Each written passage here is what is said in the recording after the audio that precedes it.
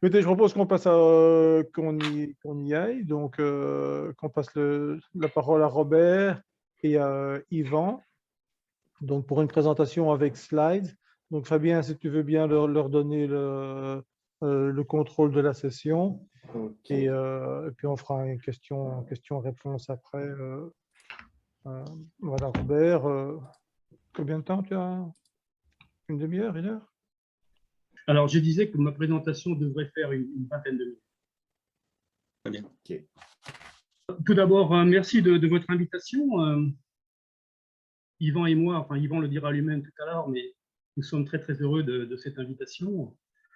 MMT reste très confidentiel en France et cette réunion peut être l'occasion de la faire émerger un peu. Alors, je voudrais simplement dire au départ, en liminaire, que Yvan et moi, nous sommes les membres d'une petite organisation, nous ne sommes que deux pour l'instant, que nous avons appelé MMT France, de façon à pouvoir nous connecter en fait avec les autres, avec MMT Rete, MMT Italie et puis également MMT Espagne, en Espagne. Nous sommes une organisation donc, qui propose, qui essaye de promouvoir MMT dans l'univers francophone, étant, comme vous le savez, précisant que en fait MMT est assez développé, pas mal développé dans le milieu anglophone, que la littérature est essentiellement anglophone, alors qu'en France, ça reste plus que balbutiant. Donc, alors nous avons ouvert un blog dans lequel nous avons traduit et publié en fait les principaux fondamentaux de MMT, notamment ceux de Warren Mosler, qui est en fait le père de MMT. Et puis nous avons écrit également quelques articles qui sont accessibles dans ce blog. Alors MMT, théorie monétaire moderne. Alors qu'est-ce que MMT? En fait, on peut dire d'abord que c'est une approche à l'économie monétaire, une approche qui nous aide à comprendre en fait notre société, à comprendre le monde dans lequel nous vivons. Parce que la monnaie, comme on le sait, c'est quelque chose qui touche absolument tous les aspects de la société. Donc la MMT permet de comprendre la monnaie, comment elle fonctionne, ce qui permet de lire le monde, de comprendre le monde. Et comprendre la monnaie, ce n'est certes pas suffisant, mais c'est nécessaire pour avoir une vision claire du monde dans lequel nous vivons.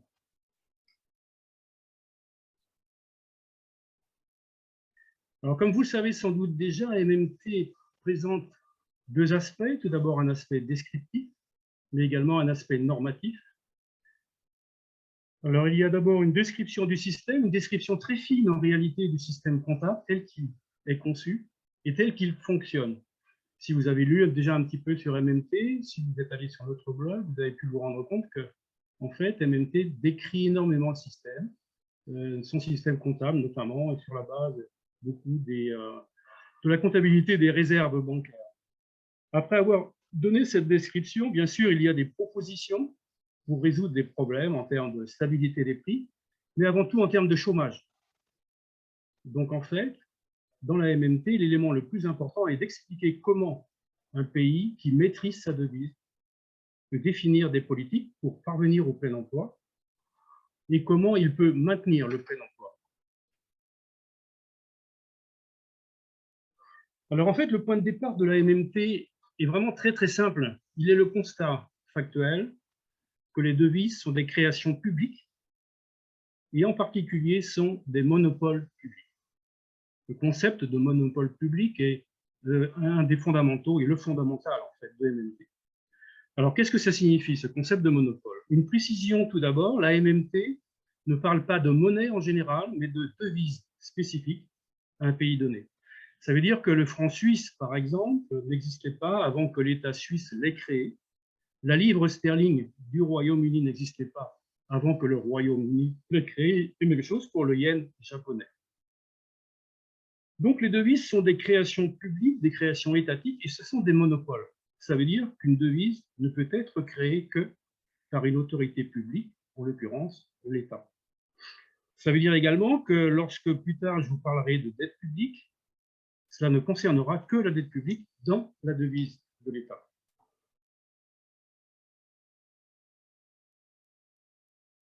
Alors le slide qui suit va me permettre de commenter de vous présenter comment fonctionne, en fait, quelle est la logique en fait, de MMT.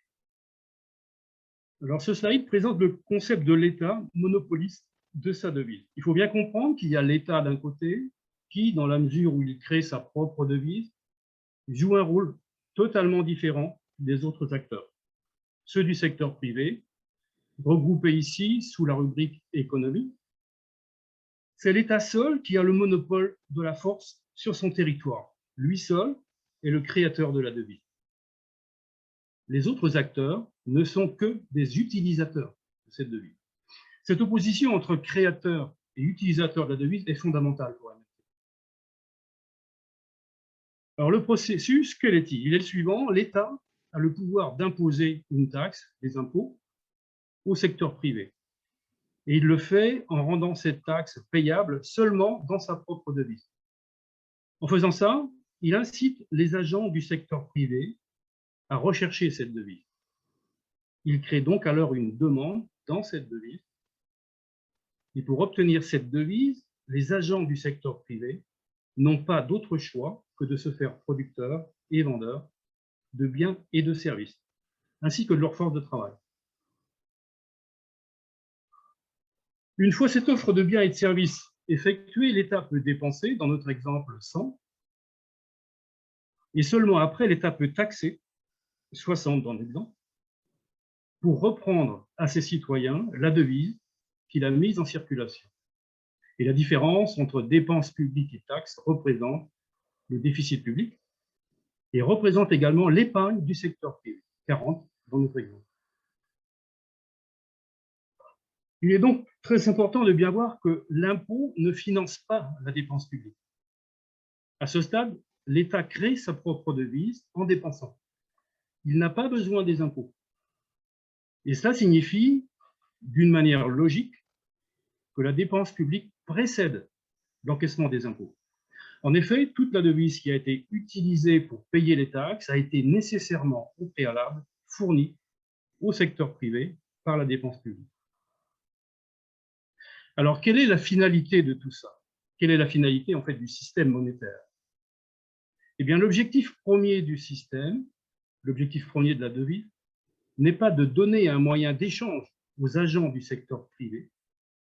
Il ne s'agit là que d'un objectif second. La finalité, la seule finalité, et ça il faut bien comprendre, c'est très important, c'est de fournir travail et biens réels à l'État, d'approvisionner l'État en travail et en biens et services. Et ça signifie, vous le comprendrez, que le marché est d'abord un système généralisé d'échange de devises et qu'il n'est que d'une manière collatérale incidente un système généralisé d'échange de biens et de services. Donc un paradigme totalement nouveau. Le marché est d'abord un système généralisé d'échange de devises.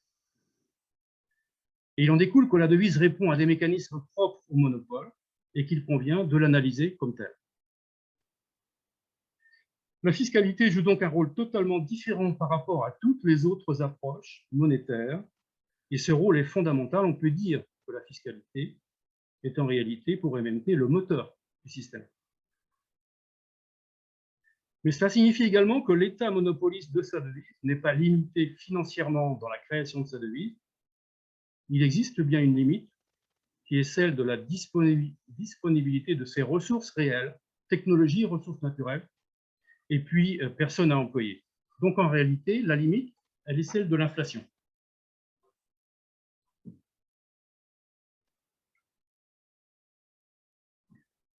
Alors, un pas en avant, une autre chose importante, comme nous l'avons vu dans le slide précédent, le déficit public d'une année représente l'épargne privée de cette année. La somme des déficits, le cumul des déficits, représente la dette publique. Il ne s'agit en fait pas d'un aspect théorique, mais d'un simple constat de la comptabilité nationale, le constat d'une simple identité comptable qui en fait se vérifie dans tous les pays. Il suffit de s'adresser à l'INSEE pour la France et on obtient les chiffres qui permettent de vérifier cette identité comptable. Donc, si le déficit pour une année, c'est l'épargne privée dans cette devise de cette année, la dette publique, en fait, c'est la richesse financière qui s'est accumulée depuis que l'État existe. Et c'est la raison pour laquelle les pays qui ont la plus grande dette publique, comme le Japon, ont en fait également la plus grande épargne privée. Vous comprendrez donc que tout ce que l'on peut entendre dans les prises de position politiques dans les médias sur le fait qu'un État doit gérer son budget comme un père de famille, doit avoir le plus petit déficit possible, ou bien quand on entend parler du mur et du fardeau de la dette publique, pour MMT, ceci est totalement infondé.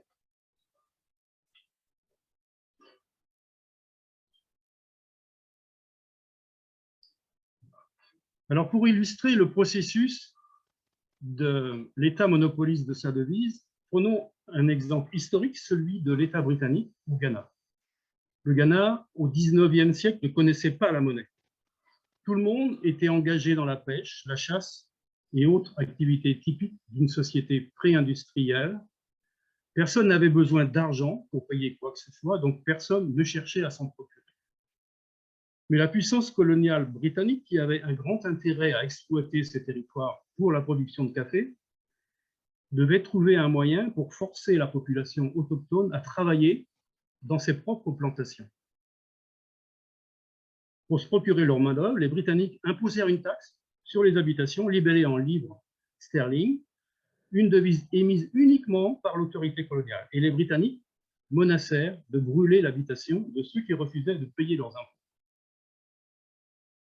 L'imposition en livres sterling généra donc une demande de cette devise, car la population en avait besoin pour payer ses impôts et donc pour sauver ses habitations.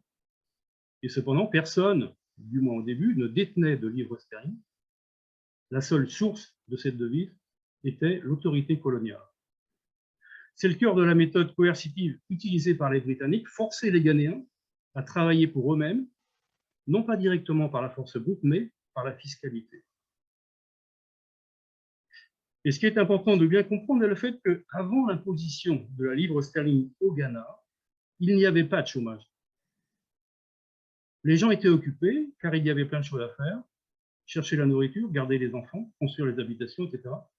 Mais il n'y avait pas de chômage, car le chômage signifie qu'il y a des personnes qui cherchent de la devise en essayant de vendre leur force de travail, mais n'y parviennent pas.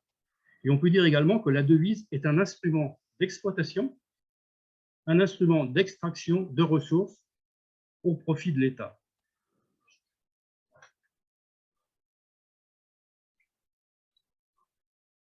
Alors, le développement que j'ai fait jusqu'à maintenant concernait les États qui disposent du contrôle total de leur devise, comme les USA, le Canada, l'Australie, l'UK, etc.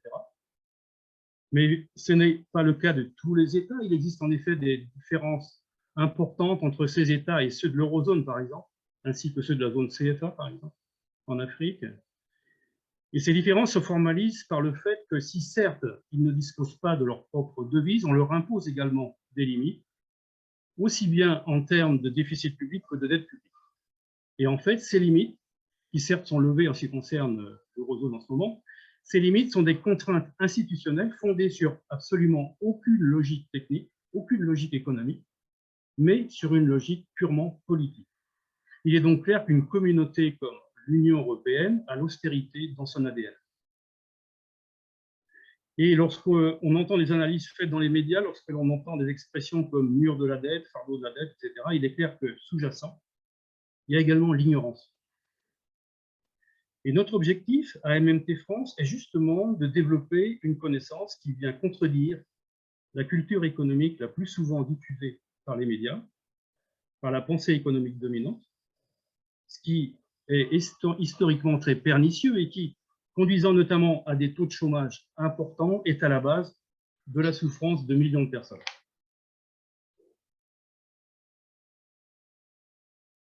Alors ensuite, sur le slide suivant, nous avons Kelton et Warren Mosler. Je vais commencer par Warren Mosler, qui est en fait le père de la MMT, comme je le précisais tout à l'heure. Une de ses citations, « Au milieu d'une grande abondance, nos leaders promeuvent la privation. Nos dirigeants préfèrent la privation. » C'est l'objet de l'un de ses premiers livres, très important, dans lequel il expose le fait que, y compris aux États-Unis, en réalité, par ignorance, eh bien, les dirigeants s'auto-limitent. Quant à Stéphanie Kelton, tout ce qui est physiquement possible est financièrement possible, c'est l'une de ses citations. La devise est créée par l'homme, donc les limites financières sont celles que l'homme s'impose. Ses limites réelles sont ses limites naturelles, la technologie, les ressources naturelles et la force de travail, comme on l'a déjà dit. Alors pourquoi la MMT devrait être intéressante, importante? Eh bien, la MMT est importante parce qu'elle parvient à aider à l'élaboration de solutions pour des objectifs de politique économique, notamment le plein emploi. Le plein emploi, cela veut dire que tout le monde a la possibilité de travailler. Le travail n'est pas une chance, il est le point de départ d'une vie meilleure. Tout ce qui est techniquement possible est financièrement possible, c'est-à-dire que si un pays a les capacités pour réaliser une chose, une route, une école, un pont, un hôpital, etc., eh bien, il a la possibilité de le faire. La devise n'est qu'un moyen. Et c'est bien là où se trouve le potentiel de la MMT. Donc, plein emploi et complète utilisation des capacités disponibles sur un territoire. Et cela doit mener logiquement à la quasi-éradication de la pauvreté.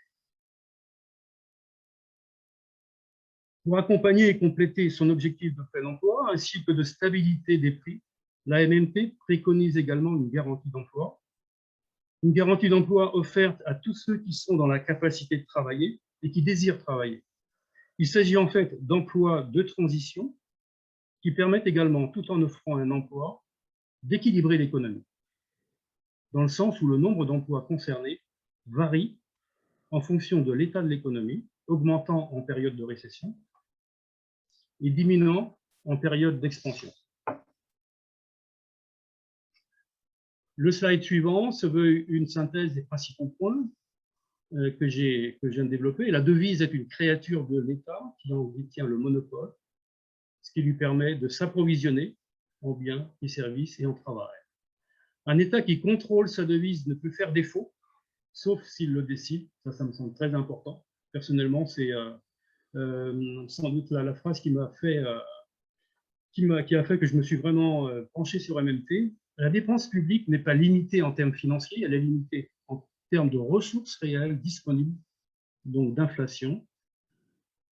Seule la dépense publique permet de créer de la richesse financière nette, nette étant majuscule, peut-être qu'on développera par la suite, au profit des agents du secteur privé, alors que le crédit bancaire ne crée que du pouvoir d'achat. Alors, je ne l'ai pas développé, on pourra le développer par la suite si vous le souhaitez. Le chômage est un phénomène purement monétaire. Il est la conséquence d'un déficit public insuffisant. La MMT met évidemment en évidence le caractère primordial pour un État de disposer et de contrôler, de maîtriser sa propre devise.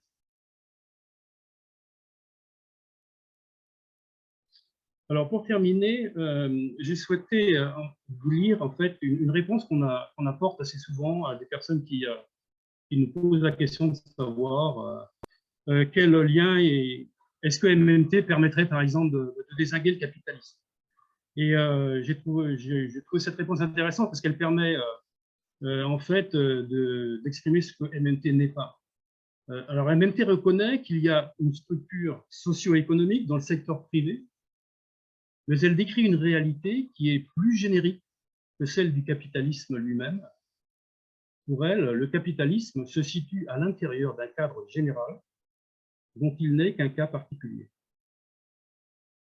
MMT clarifie donc une réalité qui est a priori du système politique dans lequel on se trouve, à savoir que la monnaie est un monopole de l'État. Elle doit donc être étudiée d'abord dans ce cadre. Certains, voire beaucoup de personnes, ne trouvent pas dans MMT ce qu'ils semblent y chercher. Mais MMT est une technique, une science sociale, pas une idéologie. Et elle n'a jamais prétendu apporter une solution à tous les problèmes, ni à tous les maux, ni à toutes les tensions sociales que l'on trouve au sein du capitalisme. Par contre, elle prétend avoir trouvé des éléments de réponse très pertinents à deux problèmes très importants, celui du chômage et celui de la stabilité des prix.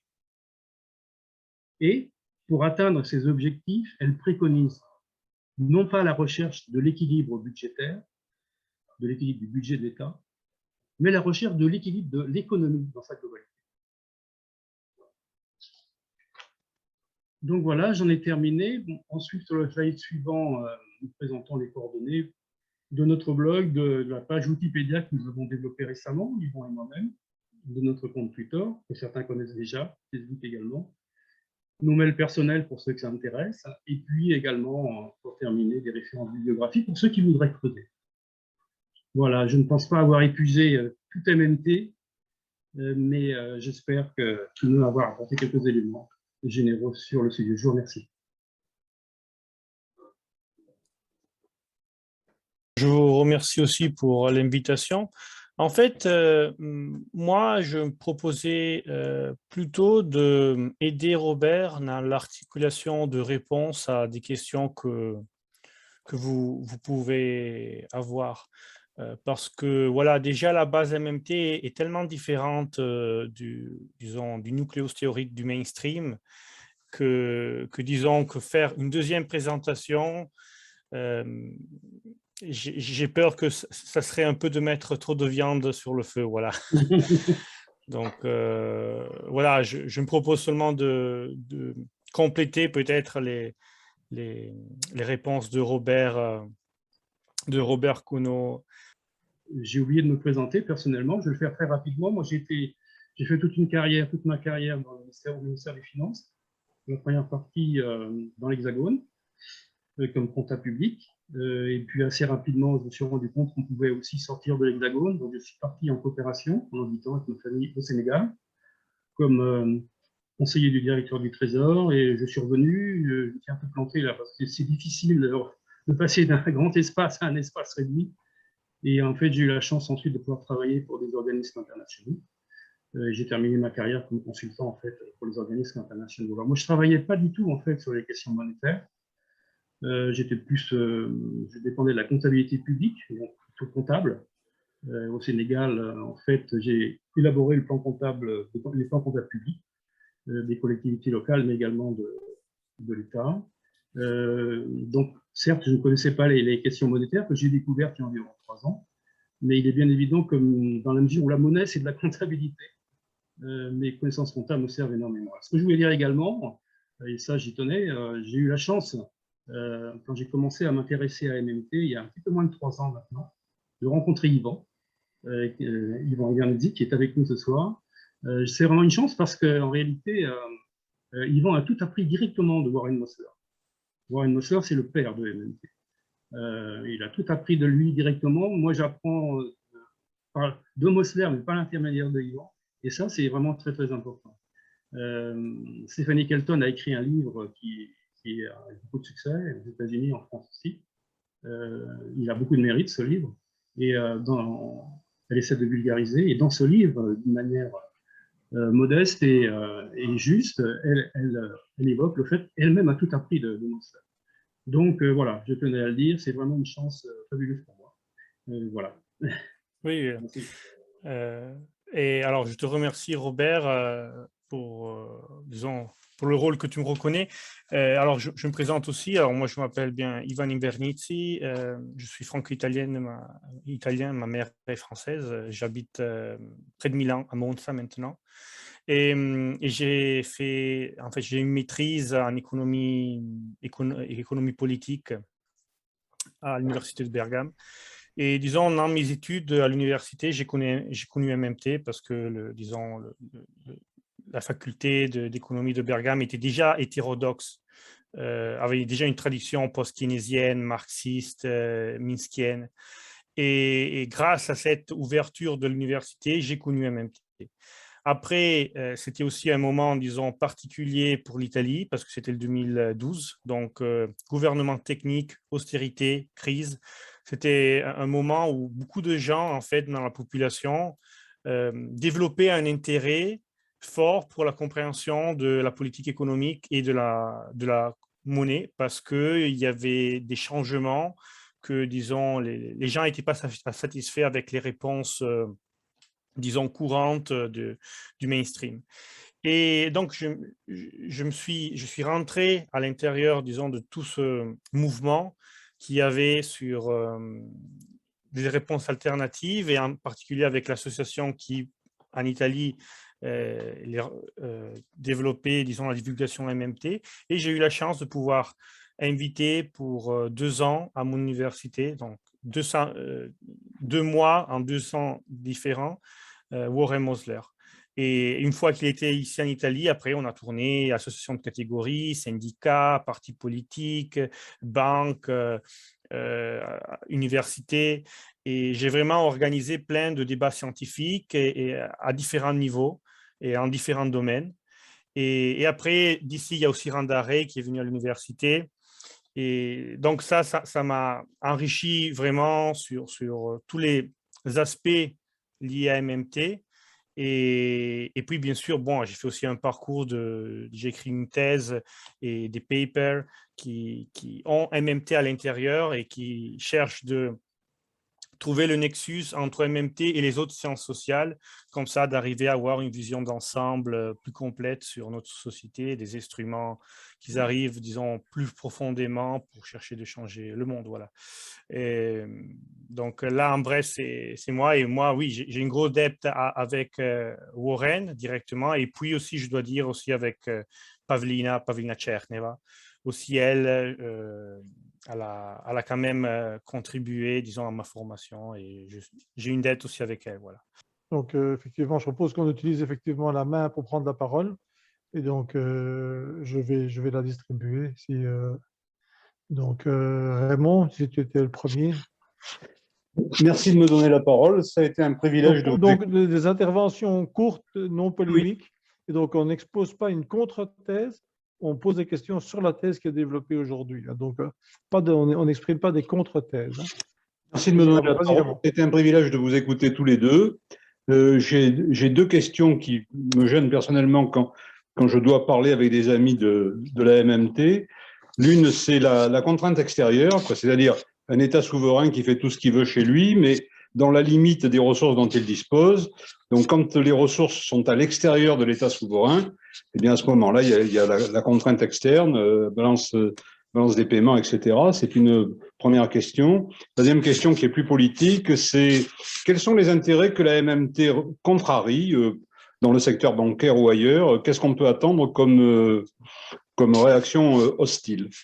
Alors, la première question, c'était sur…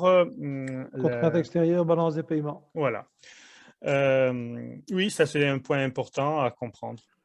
Alors, la MMT dit que le système monétaire est un instrument avec lequel on active la capacité productive qui existe déjà dans un pays.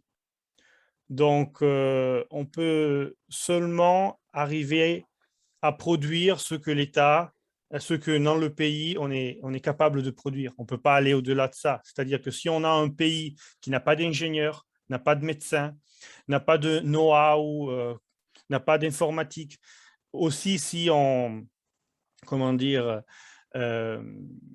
met au travail toutes les personnes, on va pas avoir, disons, une création richesse égale à celle d'un pays beaucoup plus développé. Okay. Donc ça, c'est la première chose. Et il faut dire quand même que déjà être capable d'exploiter tout ce qui est la capacité productive existante, c'est déjà énorme.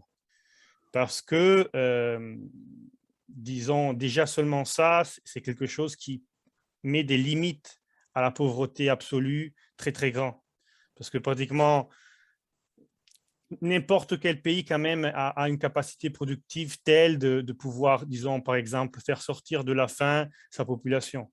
Voilà. Donc déjà, il y a des implications directes. Puis, au-delà de ça, le rapport avec l'extérieur, il faut toujours tenir dans la pensée que MMT part toujours du concept du monopole de la devise. Une des conséquences du monopole de la devise, c'est que le monopoliste a un pouvoir de détermination, de conditionnement de ce qui est l'objet de son monopole, donc de la devise. Donc, pour faire un exemple, si on est dans un pays et l'État demande pour la prochaine unité de sa devise, donc on va dire l'État suisse demande de travailler 1 heure avec intensité moyenne pour fournir le prochain franc suisse à son secteur privé, alors on va avoir qu'une heure de travail va avoir le valeur d'un franc suisse. Et un franc suisse va vouloir une heure de travail. Une fois que le franc suisse, une fois qu'une devise peut acheter du travail, sa valeur est commensurable pour tout le monde, aussi pour qui n'est pas taxé en cette devise.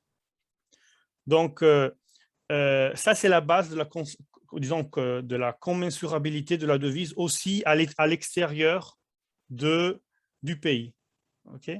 Donc, on a dans le schéma MMT, la taxation crée une offre de travail dans une devise parce que porte une population à être obligée à fournir son travail pour obtenir la devise. Après, l'État, avec sa dépense, définit ce qui est la valeur de la devise, les termes d'échange de la devise, au moins structurellement, puis bien sûr, il peut y avoir des changements. Et en fait, ça, c'est quelque chose qui après se transmet aussi à l'extérieur de l'économie. Pourquoi vous comprenez que tout sujet économique, aussi à l'extérieur du pays, ont un intérêt pour obtenir du travail, ou le produit du travail. Et donc, voilà, une fois qu'une devise achète du travail, elle a de la valeur pour tout le monde, et c'est sur ça qui se base sa commensurabilité pour les sujets extérieurs. Et ce n'est pas les marchés privés à définir la valeur de la devise. Ça, c'est très important. Reconnaître que la devise est un monopole, ça veut dire reconnaître que l'État a le pouvoir de définir ce qui est sa valeur. Et les marchés pratiquement utilisent ce maître de mesure de la valeur. Ce n'est pas qu'ils le définissent. Donc, avec MMT, vous arrivez à vraiment définir, à comprendre ce qui est le vrai espace de politique économique de l'État, et exactement pourquoi vous comprenez que l'État n'est pas subordonné au marché. Pour arriver au point de déficit commercial, alors quand vous avez ça clair, vous comprenez que le déficit commercial, de base, c'est l'expression de demande nette d'épargne de devises locales à l'étranger. C'est-à-dire, comment est-ce qu'on peut réaliser un déficit commercial? Ça veut dire qu'on a acheté de l'étranger plus de choses de ce que l'étranger a acheté chez nous. Ça veut dire qu'on a acheté et on a déjà payé plus de choses par l'étranger que l'étranger a déjà acheté et payé chez nous. Donc, il n'y a pas de dette dans un système à taux d'échange flottant. Quand il y a un déficit commercial, il n'y a pas de rapport de dette-crédit, disons, qui doivent être compensés. C'est la registration de paiements qui ont déjà été faits. Simplement, nous, on a payé plus à l'étranger que le contraire. Mais pour avoir fait ça, ça veut dire qu'à l'étranger, il y avait une demande de notre devise qui était majeure, plus grande de la demande qu'il y avait localement de la devise étrangère. Donc, voilà, c'est que ça. C'est la registration, c'est l'expression d'une demande étrangère de devise locale. Et ce n'est pas un problème. En taux d'échange flottant, ce n'est pas un problème. Les crises de balance commerciale, c'est quelque chose qui concerne les taux d'échange fixes. Parce que dans les taux d'échange fixes, il faut maintenir une réserve de devises étrangères ou d'étalons, or, et le déficit commercial, en effet, peut faire diminuer cette réserve de devises étrangères or ou argent, ça dépend quel est l'étalon du taux d'échange. Et alors là, c'est problématique. Mais il n'y a pas de buffer stock, il n'y a pas de réserve tampon dans un taux d'échange flottant, donc il n'y a pas le problème à la base. Voilà, donc, et toutes les peurs de dire, si on a une devise commerciale, une balance commerciale en déficit, on ne va plus être capable d'acheter des choses de l'étranger. En taux d'échange flottant, tout ça, c'est jamais réalisé. Je veux dire, du moment où la devise achète du travail, continue à avoir une valeur aussi pour l'étranger. OK. Mais voilà, ça c'est une chose très importante. Puis, il y avait quelque chose d'autre? Quels sont les pouvoirs qui sont contrariés par, OK. par la MMT? OK, alors, MMT, en fait, ça donne seulement des instruments, OK, en soi, des instruments. Et en fait, ça élargit ce qui est le pouvoir l'espace de politique économique de l'État, mais en fait, n'importe quel est comment dire, l'intérêt politique qu'on a, on peut utiliser MMT pour arriver à des conclusions, à des objectifs politiques. Donc, je veux dire, il vient de dire que à la base, vous pouvez être de gauche, de droite, élitiste, comment dire, révolutionnaire, n'importe quoi. Et avec MMT, vous pourrez trouver des instruments pour obtenir ce que vous voulez faire. Bien sûr qu'après, il y a une partie de MMT qui est aussi politique économique. Donc, il n'y a pas seulement une partie descriptive. Et la partie de plein emploi, en particulier, bien sûr, se configure comme un instrument de classe. C'est-à-dire que c'est quelque chose qui enlève la recaptabilité, l'exploitabilité de la classe travailleur, de la classe populaire, qui, pour vivre, doit travailler. Et donc, est plus dans l'intérêt de qui travaille pour vivre que de qui simplement achète le travail de autres. Et parce que le plein emploi, c'est quelque chose qui augmente le pouvoir contractuel de revendication des travailleurs. Par contre, comme on sait, le chômage, c'est quelque chose qui discipline la force travail, c'est-à-dire c'est quelque chose qui diminue le pouvoir. C'est beaucoup plus difficile de faire du chômage, de faire une grève ou une manifestation ou avoir des revendications quand il y a un très haut degré de chômage, ça c'est clair. Donc, sur ça, je voudrais dire que les intérêts, bien sûr, le top, disons, de la chaîne capitalistique n'est sûrement pas trop intéressé et c'est pas trop dans son intérêt qu'on fait certains propos, certaines propositions politiques. C'est plutôt pour la classe populaire, la classe travailleuse et la classe moyenne qui en fait est une expression, je la vois un peu comme une extension de la classe populaire. OK, voilà. Donc, Isabelle? Oui, merci beaucoup. Merci pour la présentation de Robert, qui était vraiment d'une grande clarté. Et moi, ça me permet d'y voir beaucoup plus clair déjà à ce stade dans la MMT. Donc, merci. J'ai des petites questions. Alors, la première question qui me vient, c'est quand vous prenez l'exemple du Ghana. Ghana 1800, vous nous dites, il vivait de la chasse et de la pêche et il n'y avait pas de monnaie au Ghana. Alors, il n'y avait pas de devise officielle au Ghana, peut-être, mais je pense qu'il y avait une monnaie au Ghana. En fait, avez-vous posé la question à des anthropologues? Est-ce que vous avez déjà présenté les choses comme ça à des anthropologues en leur disant, eh bien, il y avait des échanges au Ghana, mais il n'y avait pas de monnaie? Donc ça, c'est ma première question, petite question.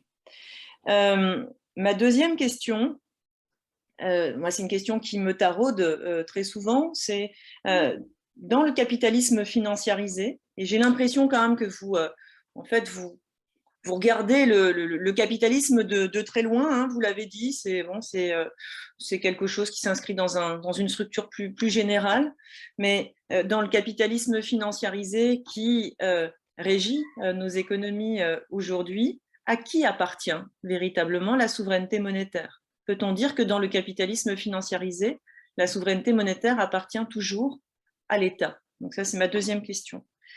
J'ai une troisième question. Lorsque vous dites que la MMT préconise la recherche de l'équilibre de l'économie dans sa globalité, qu'est-ce que l'équilibre de l'économie pour vous? Qu'est-ce que vous entendez par là? Alors là, je suis un peu... je dirais, je ne suis pas très sympa de poser ce genre de questions avec André. On nous titille souvent sur les notions, les concepts que l'on mobilise. Donc là, je fais un peu la même chose avec vous, mais c'est parce que je veux comprendre ce que vous mettez en fait derrière ce que vous appelez l'équilibre économique. Quatrième remarque plus que question, lorsque vous décrivez le marché simplement comme un système généralisé d'échange. Est-ce que cela signifie au fond que vous ne faites jamais d'économie politique du marché? Donc voilà. Après, j'avais une 5e question qui peut être rapprochée peut-être de celle qui vous a été posée initialement sur la contrainte extérieure. C'est pas tout à fait lié, mais bon, ça peut. C'est pas complètement disjoint. Est-ce que pour vous, le prix de la devise en monnaie étrangère, ça reste bien le taux de change? Est-ce que le prix de la devise, donc dans une monnaie étrangère, c'est le taux de change? Et auquel cas, quand vous nous dites que l'État est le monopoliste, a le pouvoir sur sa devise, allez-vous jusqu'à dire que l'État maîtrise donc la formation du taux de change de sa devise? Si oui, ça m'étonne un peu. Sinon, comment raisonnez-vous? Est-ce que vous raisonnez véritablement en économie ouverte ou pas? Et quelle serait dans ce cas la logique? Est-ce que vous seriez en train d'évoquer un taux de change mais en économie fermée? Enfin, je comprends pas bien. Quand vous dites, d'ailleurs, et ça c'est Yvan qui est intervenu tout à l'heure, quand Yvan dit « ce n'est pas au marché privé de définir la valeur de la devise », là vous êtes dans le normatif ou vous êtes dans le positif? Alors c'est une remarque que j'ai parfois faite à Robert via Twitter, parce que c'est là où on a eu la possibilité d'interagir un petit peu. Moi j'ai l'impression que la frontière dans la MMT, pour ce que j'en connais, et vraiment, je veux être très humble là-dessus, je ne connais pas suffisamment la MMT. Et vous m'avez éclairé, mais si vous voulez, à chaque fois que j'aborde un peu ce domaine-là, je ressens toujours une sorte de flottement, de frontière très flottante entre le normatif et le positif. Dans votre présentation, vous nous avez dit qu'il y a un volet positif, il y a un volet normatif. Donc ça me rassure un peu, je me dis, bon, il y a bien les deux aspects, mais pourtant, vous voyez, quand vous nous dites ce n'est pas au marché privé de définir la valeur de la devise, là, je ne sais pas si vous êtes dans le normatif ou dans le positif, si c'est la façon dont vous vous représentez les choses ou si c'est la façon dont vous voudriez que soient les choses. Il y a ça. De la même manière, quand vous nous dites l'État n'est pas subordonné au marché, même remarque, au fond. Est-ce qu'on est dans le positif? Est-ce qu'on est dans le normatif? Est-ce que c'est votre représentation des choses? Est-ce que c'est votre souhait, ce que vous souhaiteriez, en tout cas? Et enfin, à la fin de votre propos, quand vous répondiez à la 2e question sur les intérêts politiques que la MMT pourrait contrarier. Vous nous avez dit, au fond, la MMT offre des instruments, et quel que soit le régime politique. Vous avez commencé comme ça, d'accord? Nous laissant penser que la MMT, au fond, ça peut être un objet apolitique. Et puis, vers la fin, bon, vous dites quand même, au fond, l'une des principales préconisations de la MMT, c'est d'éradiquer le chômage, c'est d'installer la garantie de l'emploi, et par conséquent, ça détruirait l'armée de réserve du capitalisme. Ça n'a pas de quoi séduire la classe dominante. Donc, là encore, je m'interroge, est-ce qu'il y a une dimension politique dans la MMT ou pas? Voilà. Donc, voilà, bon, je suis désolée, ça fait pas mal de questions, mais ça témoigne de mon intérêt. Merci, Isabelle. Alors, oui, non, il y a beaucoup de points, mais en fait, ils se lient tous, ils sont très liés entre eux, donc je ne crois pas que la réponse est nécessairement super longue. Alors, quelle est la partie normative? La partie normative en MMT, c'est le plein emploi et la stabilité et la maximisation de stabilité des prix. La partie normative en MMT, c'est le job guarantee et l'utilisation du déficit dans une façon instrumentelle pour maintenir le plein emploi. Okay? Et l'utilisation du système monétaire pour obtenir des objectifs d'économie réelle et pas le contraire. Alors ça, c'est la partie normative. La partie, oui, normative, c'est-à-dire la partie de politique économique. Tout le reste, c'est une description. Puis, alors, sur le troc, Pardon, je peux réagir donc, juste tout à l'heure si- peut-être. Ok, Avant, ok. ok. Mais si tout le Alors, reste est une description, ouais, ouais, j'en ai ouais. plein de questions. Oui, oui, c'est absolument normal. C'est-à-dire que, en fait, les prémices de MMT vraiment sont quelque chose qui sont différentes, soit de l'approche marxienne que post-keynésienne, que du mainstream. Donc, c'est nécessairement comme ça. Si vous avez une formation économique, c'est normal qu'on parte de prémices différentes.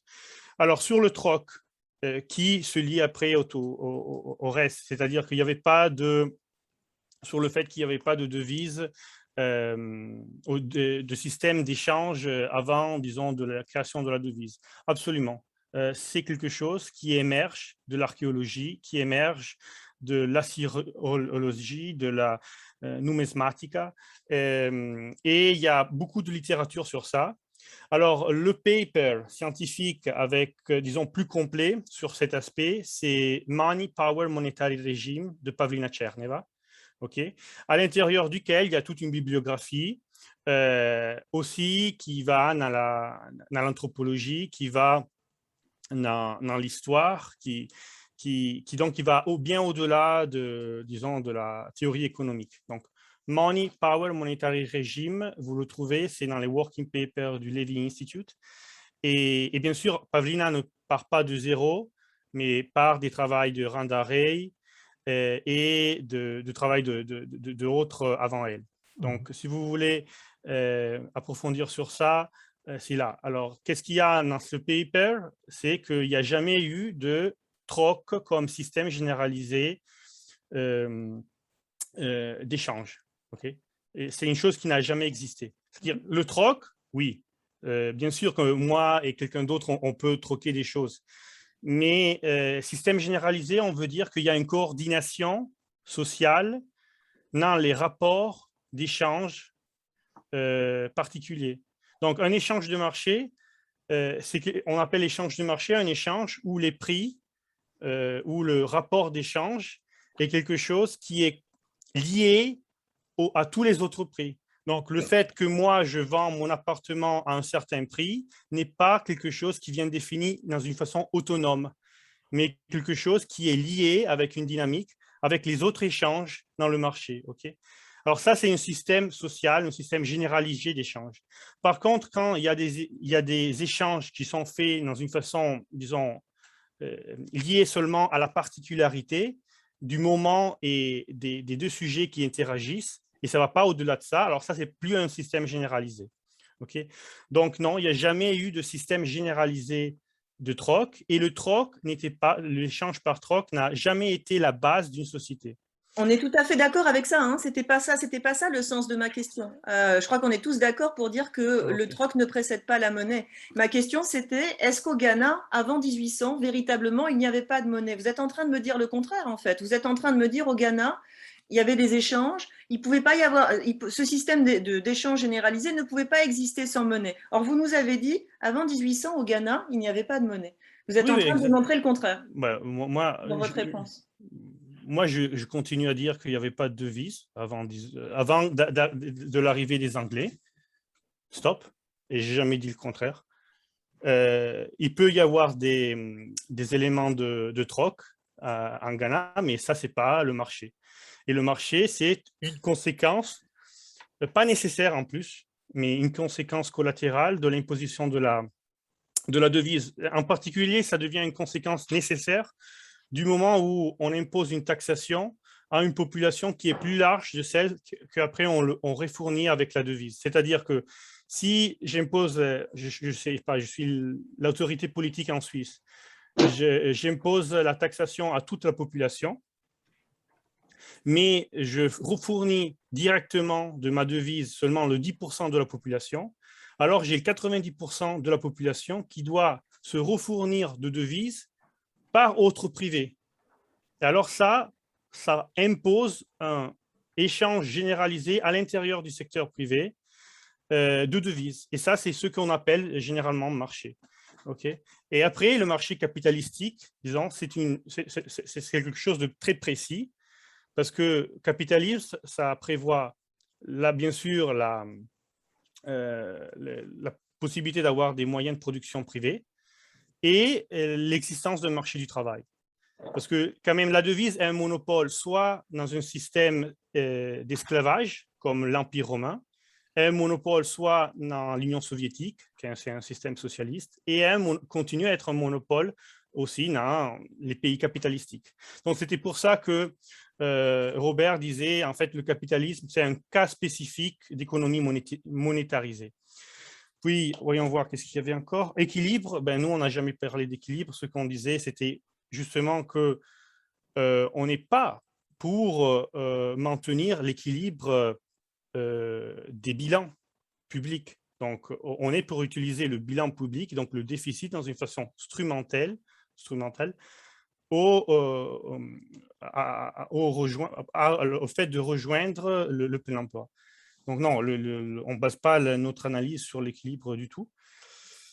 Et, oui, donc, Robert parlait d'équilibre économique hein, et disait que la MMT préconisait la recherche de l'équilibre de l'économie dans sa globalité. Qu'est-ce que ça signifie? Bon, mis comme ça, pour moi, la MMT préconise, comment dire, le plein emploi et la complète activation de la capacité productive. Ça, en fait, ne porte nécessairement aucun équilibre, ni en termes de production, ni en termes technologiques. Je veux dire, donc, cette phrase-là, disons que je ne suis pas sûr qu'elle l'a dit dans ces termes-là, et au maximum, ça va être à lui de répondre. Puis, donc, puis, continuons sur ce que je disais. Donc, le marché, c'est un épiphénomène de l'État, c'est-à-dire que l'État met les prémices pour le développement du marché. Et ces prémices sont la devise, la propriété. Et voilà, disons, fait le cadre à l'intérieur duquel, après, les forces de marché, disons, interagissent. Et oui, la valeur de la devise est quelque chose qui part structurellement de choix que l'État fait. Et comment fait l'État à donner la valeur à la devise? L'État définit la valeur de la devise quand il définit ce qu'il faut faire pour l'obtenir. Donc, si demain, l'État met 3 zéros derrière tous les prix qu'il paye, il est en train de diminuer la valeur de la devise de 1 millier. Si l'État paye le double pour les mêmes choses, alors il est en train de diviser par 2 la valeur de la devise. Okay? S'il fait le contraire, s'il se met à payer la moitié les mêmes choses, comme quand, par exemple, il y a l'austérité, alors il cherche de diminuer les prix qu'il paye, et il paye moins les retraites, il paye moins les maîtres d'école ou les travailleurs publics et tout ça. Alors là, il est en train de créer des déflations, que c'est une augmentation de la valeur de la devise en termes relatifs avec les biens réels. Puis quand on parle d'État, en fait, on parle d'État monopoliste de la devise. Donc, on est en train de parler, par exemple, de Royaume-Uni, de la Suède, de la Suisse. On n'est pas en train de parler du tout de la France ou en soi ou de l'Italie. Au maximum, si on prend la zone euro, on devrait parler de l'eurozone complexivement, donc la gouvernance de l'eurozone. Donc, et pas tous les États ont le statut, disons, de monopoliste de la devise. Les pays du CFA ne l'ont pas. L'Équateur ne l'a pas parce qu'il utilise la devise américaine. Alors, pardon, quel serait l'État monopoliste de l'euro? C'est l'eurozone. Comment? C'est l'eurozone. Quel est l'État correspondant? C'est alors l'organisation qui est constituée par le CEBEC, par l'ECOFIN, par la Commission européenne et par les choix qui émergent de cette multigouvernance. Donc oui, c'est un cas particulier, et le cas particulier dans l'eurozone, c'est que le monopole de la force, donc le pouvoir de taxation est décentré, donc les forces armées sont sur l'Italie, la France, l'Allemagne, mais en fait, la devise est sur toute l'eurozone. Donc, voilà. Et puis, le prix de la devise, oui, le taux d'échange. Et puis, de qu'est-ce que dépend le taux d'échange? Est-ce que l'État a le contrôle complet du taux d'échange? En fait, quand on parle de taux d'échange, on est en train toujours de parler du rapport entre deux devises différentes, le valeur d'une devise en termes d'une autre. Donc, on est dans l'interaction de deux monopolistes. Donc, on ne peut pas dire qu'il y a un monopoliste qui a le contrôle, mais c'est l'interaction du mécanisme de prisement de deux devises. Donc, voilà. Et le marché d'échange dans cette histoire, il intervient comment? Ben, le marché d'échange, en fait, il a tendance le marché des devises étrangères, donc le Forex, est un marché entre sujets privés, sur lequel, bien sûr, ils peuvent intervenir aussi les banques centrales. Mais à la base, disons, structurellement, ils subissent le taux d'échange, donc les mécanismes de prisement des deux monopolistes. Et après, bien sûr, ils peuvent créer des vagues, des scostements. Mais structurellement, dans le long terme, c'est l'interaction de ce que les monopolistes font qui va déterminer l'interaction. Et je vais être plus précis sur ça. Faisant un exemple. Si on a, par exemple, on prend par exemple deux pays, et ça c'est la façon, disons, plus simple que j'arrive à montrer la chose. Si on prend deux pays, par exemple, je sais pas, la Suisse et le Royaume-Uni, faisons l'hypothèse qu'ils ont tous les deux le même niveau de technologie, capacité productive. Voilà. À la base, si tu as qu'en Suisse, l'État demande de travailler 1 heure pour fournir un franc suisse. Par contre, en Angleterre, en Royaume-Uni, il demande de travailler 10 heures pour avoir une sterling. Alors, le rapport structurel entre les deux devises, ça va être d'1 à 10. Puis sur ça, bien sûr, il y a plein d'autres phénomènes qui vont... Il y a différentes couches. Et il peut y avoir, bien sûr, aussi de la spéculation.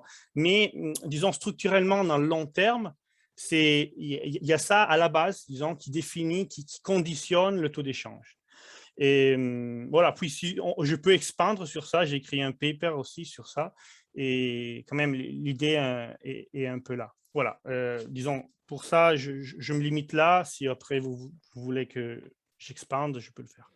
Merci Yvan. Donc, je propose Philippe. Oui, merci Robert, merci Yvan pour toutes ces présentations et développements. Isabelle vient de poser quand même pas mal de questions qui me turlupinaient aussi. Je crois commencer à y voir un petit peu plus clair. Autant je comprends que la MMT peut garantir le plein emploi, autant j'ai un petit peu plus de mal à comprendre comment elle maximise la stabilité des prix. La réponse d'Yvan tout de suite vient quand même d'éclairer un peu la question, mais enfin, là où j'en suis actuellement, c'est une difficulté à imaginer comment la MMT peut s'intégrer dans l'économie mondialisée et la finance internationale actuelle.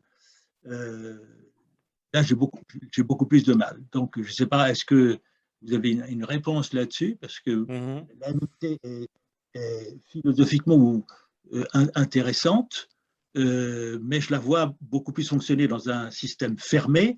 Et là, j'en vois difficilement la possibilité dans un système ouvert comme actuellement. Donc, comment justement marier les deux? Ok. Alors, déjà, une chose, c'est économie ouverte, et une autre chose, c'est, disons, économie financiarisée ou économie, disons, liée au marché financier. Alors, déjà, il faudrait partir en reconnaissant que le pouvoir que les marchés financiers ont dans les économies, c'est quelque chose qu'on lui laisse avoir. Ce n'est pas quelque chose qu'ils ont de default, qu'ils ont nécessairement. Okay. Alors, bien sûr que si les États élaborent des politiques économiques en fonction des index de bourse à des, disons, variables liées au marché, des marchés financiers, bien sûr que les marchés financiers sont super puissants. Parce que tu as les États qui en fait, ajustent leur comportement sur ça. Et alors, Voilà, mais en fait, ce n'est pas comme ça nécessairement. Et on a la preuve en fait de ça dans ces dernières années. En 2012, on faisait toutes les politiques économiques en Europe en fonction du spread. Okay, mais c'était la Banque centrale qui laissait que c'était les humeurs des marchés financiers définir quel était le spread. Et c'était la Banque centrale qui laissait la possibilité qu'un État pouvait faire faillite. En effet, quand la Banque centrale a dit « whatever it takes », plus de spread, pas de problème. Là, Covid-19, il y a eu des restrictions économiques réelles énormes et il n'y a personne qui parle de spread et il n'y a personne qui parle, disons, d'austérité. Et ça, c'est donc un choix politique, déjà. Puis, bien sûr, donc dans l'eurozone en particulier, si on met des constrictions et on lie les politiques économiques au marché financier, bien sûr que les marchés financiers sont puissants, mais c'est un choix politique de le faire. Voilà. Donc, déjà, il y a ça à reconnaître. Après, au niveau de stabilité des prix, comment fait l'État à maximiser la stabilité des prix? Déjà, alors, il dépense toujours avec les mêmes prix. Il trouve, disons, quelque chose avec laquelle il définit la chose, alors, il définit la valeur de la devise. Et par exemple, ça peut être l'heure de travail généralisée. Et vu qu'il y a une corrélation très stricte entre la rémunération, disons, du travail généralisé et le niveau des prix général, en créant un buffer stock, donc une réserve tampon de travail généralisé, il tient en fait, c'est comme ça qu'il maximise la stabilité des prix. Donc c'est en fait le job guarantee qui fait en sorte que, disons, il y a une réserve liquide de travail à disposition du secteur privé quand il s'expand, quand il va à s'expandre, qui fait en sorte voilà, que les prix sont plus stables. Sur ça, il y a énormément de littérature. Je me rends compte que c'est quelque chose qui sort un peu du discours courant, mais voilà, en bref, c'est le job guarantee qui maximise la stabilité des prix et avec un État qui, bien sûr, continue à dépenser avec les mêmes prix. Donc, il ne se met pas à augmenter les prix qui payent pour les mêmes choses. Voilà, puis avec, disons, le rapport avec l'extérieur, il n'y a pas de problème. C'est-à-dire que du moment qu'il y a une force travail vendue pour la devise de l'État, alors la devise a de la valeur, soit à l'intérieur, soit à l'extérieur. Okay. Puis, ça ne veut pas dire qu'il n'y ait pas de problème de dépendance économique, de dépendance technologique et tout ça. Ça, c'est quand même une dépendance réelle. Okay, c'est la politique industrielle qui devra, disons, élaborer, mais ça n'empêche pas d'avoir le plein emploi. Donc, nous, on n'est pas en train de dire qu'il n'y a pas du tout de contrainte extérieure. La contrainte extérieure, pratiquement, t'empêche pas d'avoir le plein emploi, mais c'est en fait la contrainte technologique. Donc, si toi, tu as besoin d'acheter, disons, des marchandises ou des machines, pour te développer, tu dois acheter des machines et des connaissances de l'extérieur, alors, et tu es dépendant d'un pays pour te refournir, alors ce n'est pas la souveraineté monétaire, disons, ce n'est pas avoir ta propre devise qui va te libérer de ça. Mais ça reste vrai que tu peux toujours avoir le plein emploi. Et le plein emploi, c'est une bonne base pour développer une politique industrielle qui diminue la dépendance d'économie réelle, donc la dépendance technologique, par exemple. Donc voilà, j'ai cherché de synthétiser ma réponse. J'espère que ça soit suffisant ou au moins un petit peu ça a aidé. Jean-Luc? Merci. Oui, bonjour, excusez-moi du retard, mais on a mis du temps avant d'accepter dans le webinaire de ce soir. Voilà. Moi, j'ai très intéressé par ce que tu dis, Yvan. Et j'ai quand même une question par rapport à la théorie la TMM, je me dis c'est un outil quasi parfait pour le plein emploi. Mais on résout un problème, le plein emploi. Or, aujourd'hui, pour ma part, on fait face à d'autres choses. On fait face, à travers une croissance permanente, on fait face à une crise écologique profonde dans laquelle la monnaie joue un rôle déterminant. Et donc, en quoi la TMM pourrait être un outil au service de la crise du vivant qu'on connaît, la perte dramatique de la biodiversité liée à une activité intensive et extractive, et d'autre part au changement climatique qui nécessite des modifications de politique industrielle extrêmement importantes dans laquelle il va y avoir des problèmes avec l'emploi aussi. Donc, si on prend la TMM, que je trouve un modèle séduisant pour résoudre le plein emploi, mais on se retrouve avec une aggravation possible de la crise écologique dans toutes ses dimensions, point d'interrogation. Que fait-on? Je remercie beaucoup pour la question. Au moins, je m'attendais d'avoir des questions comme ça, en fait, aujourd'hui.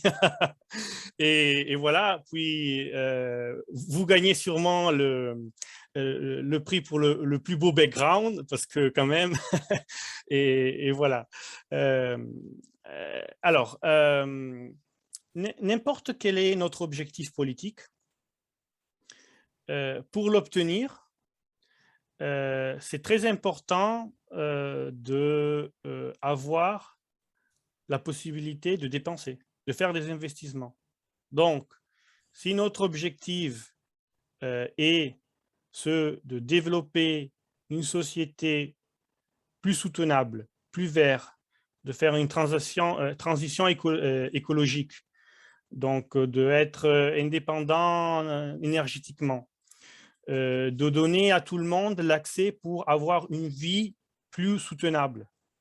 Okay? Donc, de créer des institutions, des infrastructures qui, par exemple, rendre plus facile d'utiliser un vélo ou aller à pied pour rejoindre son endroit de travail, pour organiser les villes, donc des investissements dans l'urbanisme, en sens écologique. Plutôt que de créer vraiment des infrastructures pour l'énergie verte ou pour diminuer la dépense énergétique des maisons, des habitations et tout ça. Tout ça demande, disons, des financements. Okay? Donc, le fait de reconnaître que l'État a la possibilité de faire, et a ce grand instrument qui est la devise, c'est la base de reconnaître que l'État peut faire. Et s'il ne fait pas, c'est parce qu'il ne veut pas faire. Et ce n'est pas parce que il ne peut pas, parce que les marchés financiers, sinon, ils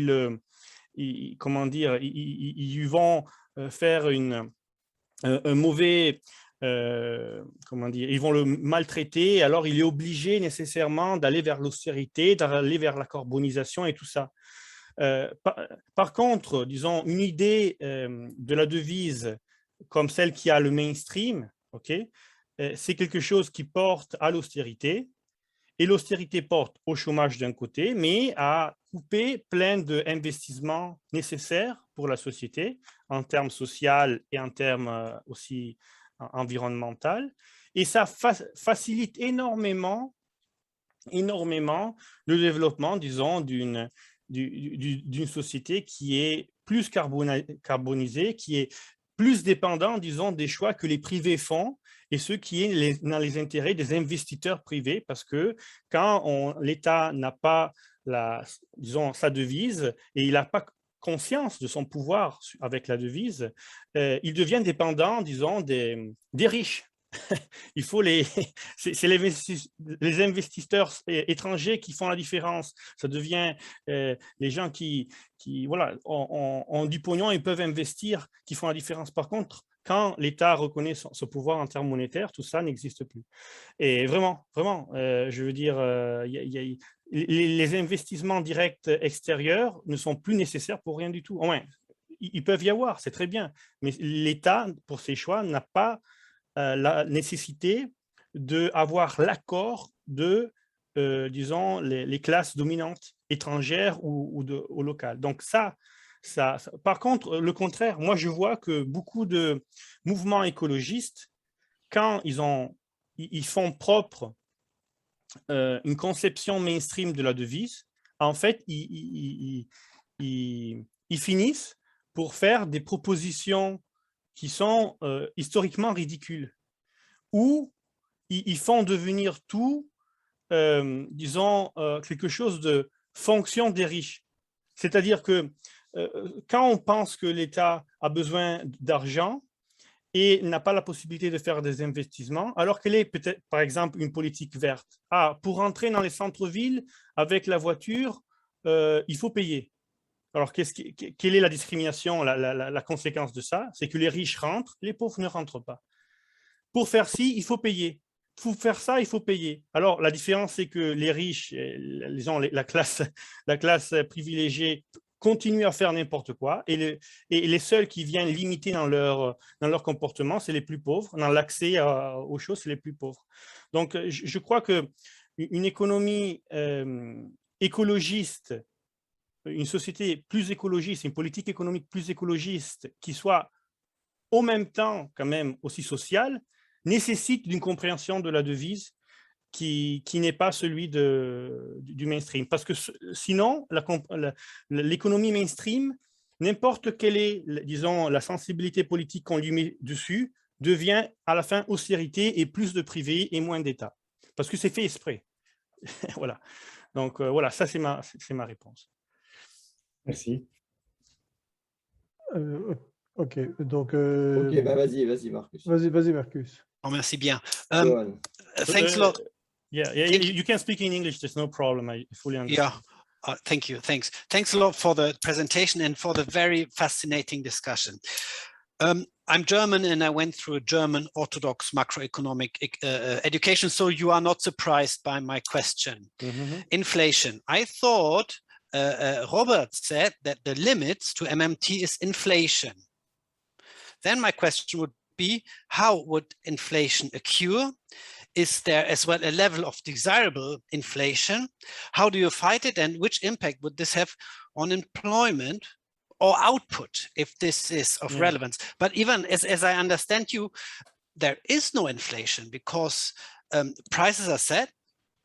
You have this labor force reservoir, but still I cannot imagine the mechanism, because when you aim for full employment, right, where would you have in reality this employment reservoir?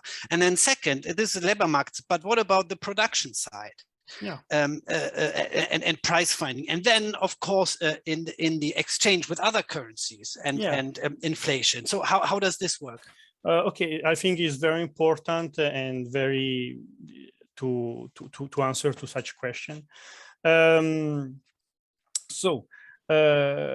What actually Robert wanted to say is that you can increase the deficit without having necessarily inflation until full employment, in the sense that you can keep spending more with the same prices until there are people to employ. Because basically unemployment is the evidence that there is a reserve in production, in productive capacity. So basically you can increase the deficit until you reach the limit of your production capacity. After that, you can nominally increase the deficit still, but you will not be able to buy more. Or if you buy more, you will buy more with different term of exchange. Okay, so because what is unemployment? Unemployment is people looking for job paid in the currency. So until there are people looking for job paid in the currency at current salary, you can keep expanding the spending and keep putting people at work. okay, both directly and indirectly with the private sector. When you have full employment, at that point, you cannot anymore put anything into work. So you reach the limit. Full employment is basically the limit of the productive capacity. But this doesn't mean that you cannot have, if you want, if the state wants, can create inflation also with high unemployment. It just has to increase the price you pay. Again, if you are in a situation of high unemployment, but the state start to pay for the same things higher prices, is actually every time it increases the prices he pay, is redenominating the value of its currency. Okay, so this is basically the and then the overall idea of the economy is this one: you have free sector in the economy, in the political economy suggestion of MMT. There is the public sector, and this one is a sector which cannot be, let's say, overtaken, cannot be, what's the true word?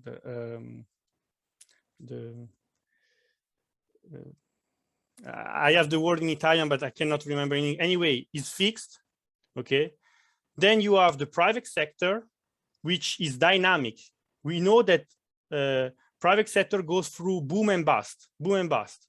So you necessarily need to have something that compensates those boom and bust, which anything you do, there will still be a dynamic in the private sector because it's not static. So you have the public sector, which is fixed and is politically defined in terms of size. Then you have the private sector that is dynamic, and then you have the job guarantee. And the deficit basically is something that need to be used in an anti-cyclical way in order to avoid the private sector to shrink too much when there is a crisis, and at the same time to avoid the private sector to become too big when there is a boom. Okay, and the job guarantee is actually a tool that helps the state to manage the deficit in function of in an anti-cyclical way. Okay, then and this is just, let's say, the way you activate all the economy. But then you need to let's say, define how you will spend, how you will tax, which are the investments you are going to do. And this is the industrial policy. And there is no standard industrial policy. I mean, that really depends on the country you are and what do you want to obtain. This is a political choice. Okay, so MMT provide tools, but then it said to the state, well, you can spend, but then where to spend, how to spend, this is itself something that need to be discussed and is not standard, of course. And then the relation with the external, I mean, once that you have a currency that buy labor, your currency has a value also in terms of anything else, because labor is what is always necessary to produce something. Okay, so basically once you set up a currency which buy labor, and you do so by taxing and creating a supply of labor in that specific currency, this currency has a value also in terms of the other things which are produced in the other economy. And let's say if you have two economies which have the same level, let's say, of development, and you have that one currency in one economy can buy will buy an hour of labor. In other economy, the state defined that the currency buy 10 hours of labor, or then you will have structurally a term of exchange of 1 to 10. Then on that, there could be, you know, ways, speculation and stuff, but still there is a structural reality that support the exchange rate. Okay, so I hope that I was, I mean, that I didn't miss any point. Thank you for the question. moi, il y a quelque chose que je n'ai pas compris, c'est, admettons, on a le plein emploi, mais si les prix sont basés sur l'offre et la demande, comment on peut garantir qu'ils soient stables? Parce que, imaginons par exemple le cas où on a le plein emploi, mais on manque de matières premières. Donc, ça veut dire que les prix, forcément, vont augmenter. Donc, après, je ne sais pas si la MMT répond aux mêmes équations que le reste, mais ça veut dire que la vitesse de la monnaie va diminuer, alors qu'on aura une certaine masse monétaire. Et du coup, qu'est-ce qui se passe? Comment on peut relancer la machine? Ou justement, est-ce que c'est en défaut tout de suite? Oui. Alors, déjà, on parle de maximisation de la stabilité des prix. On ne parle pas de stabilité absolue des prix. Okay? Et on est en train de parler de niveau général des prix et pas des prix pris comme singulièrement. On parle d'un panier de prix et pas de tous les prix pris singulièrement. Donc, ce que la MMT propose, c'est de maximiser la stabilité des prix. Disons, la base, c'est ça, c'est-à-dire qu'on stabilise, on fixe en fait le rapport d'échange entre la valeur de la devise, entre la devise et le travail généralisé, donc le travail des jobs garantis. Ça crée une stabilisation dans tout le marché du travail, parce que si on a une stabilisation, disons, de la base du salaire, disons, du travail généralisé, ça a un effet aussi sur les autres salaires, bien sûr. Aussi sur les salaires de sujets qui sont plus compétents. Okay. On ne va pas avoir un architecte qui va prendre 800 € par mois quand un travail généralisé vient payer 1000. Okay. Et c'est garanti comme ça. Alors, déjà, on a ça. Et après, à parité de technologie et disons, de valeur relative des biens réels entre eux, ça, c'est la base plus stable qu'on peut donner pour le système productif. Donc, en fait, tu stabilises la valeur du travail et ça, dans une situation de plein emploi, et ça donne la base plus stable possible pour le système économique pour travailler. Après, il peut y avoir très bien des changements de niveau des prix dus à un changement de valeur relative des biens entre eux. Ça c'est certain. Mais le point que je vous fais un exemple. Pensons à une économie où les prix sont stables, les salaires sont stables, et à un moment donné, vous avez une sécheresse, par exemple, dans les champs d'haricots. Okay? Alors, les haricots deviennent plus durs à être produits. Il faut plus de travail pour produire moins d'haricots. Ça veut dire que la valeur relative des haricots par rapport à tout le reste est augmentée. Ça, bien sûr, ça va faire augmenter le niveau général des prix. Mais ça, c'est, disons, un reflet d'un changement dans l'économie réelle. Ce n'est pas un changement dans le mécanisme de prisement de la monnaie. Ce n'est pas un changement dans la devise. Okay? Et MMT arrive à faire la différence entre un changement de niveau des prix dû à un mécanisme monétaire et un changement du niveau général des prix dû à quelque chose qui se passe dans l'économie réelle. Alors, dans cet exemple des haricots, est-ce que ça serait intelligent de créer de la déflation, c'est-à-dire de faire de l'austérité, faire diminuer les salaires pour faire en sorte que le prix des haricots tienne le même prix, aussi s'il y a eu une sécheresse. Mais bien sûr que ça n'a pas de sens. Ça veut dire viser un objectif nominel au lieu que l'économie réelle. Voilà, ça c'est ce qu'on a fait dans les années 70 avec le pétrole, le choc pétrolier.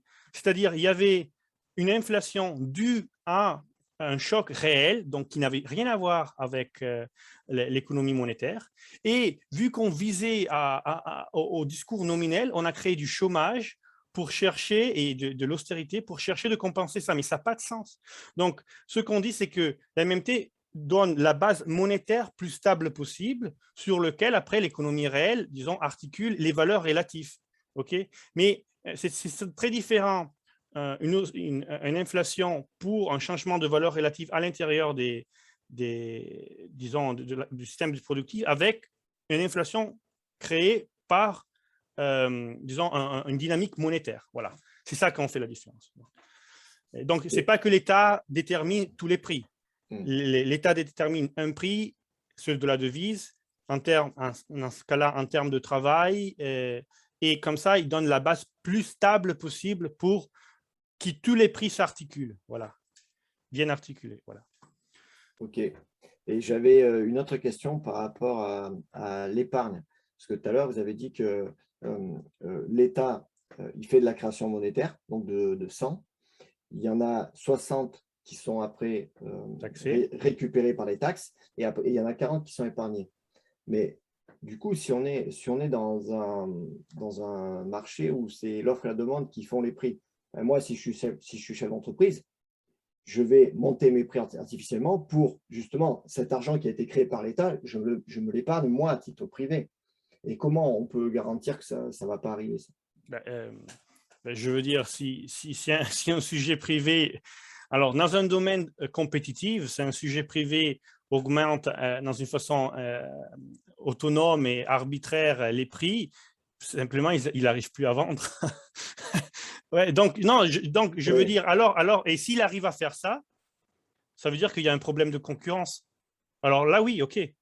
Mais je veux dire, si un sujet privé a la capacité d'augmenter de 10 fois le prix de ce qui produit dans une façon arbitraire et à vendre le même et à avoir, disons, augmenter ses rentrées, ça veut dire qu'il y a un problème de concurrence. Ça veut dire que les prix qu'il fait sont complètement déconnectés avec les coûts de production qu'il a. Après, bien sûr, on n'est jamais dans une compétition parfaite, je suis loin de dire ça, mais quand même, la compétition est quand même quelque chose qui conditionne les prix. Okay. Après, il y a des secteurs spécifiques où c'est des monopoles ou des monopoles marginaux, où en fait, ce n'est pas le coût de production qui définit le prix, par exemple le pétrole. Le pétrole.